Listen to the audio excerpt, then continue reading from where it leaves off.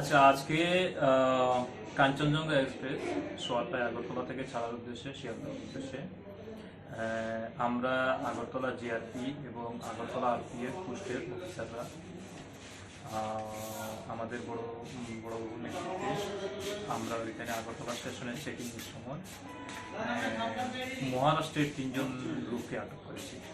তো 3জনে তাদের নাম হচ্ছে সুধীর ওয়ার্মোর, কৃষ্ণা ওয়ার্মোর এবং সীমা সিন্দে। তাদের মধ্যে আমরা যখন তাদের সন্দেহজনকভাবে আমরা যখন তাদেরকে চেক করলাম তখন তাদের কাছে আমরা 9,56,000 টাকা পেয়েছি, ক্যাশ ইন্ডিয়ান রুপিস। তো এই টাকাগুলো আমরা সিজ করেছি, আমরা তাদেরকেও আটক করেছি। আর পরবর্তীতে আমরা তাদেরকে মোটামুটি আমাদের আইনে যে ফর্মালিটি আছে সেগুলো করে আমরা ইনকাম ট্যাক্সের হাতে তাদেরকে সুপোর্ট করব। আজকে কি তাদেরকে আবার কোর্টে তোলা হবে না আপনারা? না, আমরা ইনকাম ট্যাক্সের হাতে দিয়ে দেবো। আর এমনিতে আমরা একটা ইনকোয়ারিও শুরু করেছি।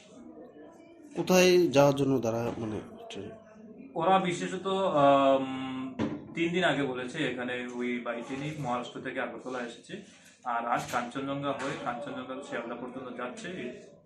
শিয়ালদা থেকে তারপরে ওরা দিল্লি মহারাষ্ট্রের উদ্দেশ্যে বাড়ি দিতে হবে।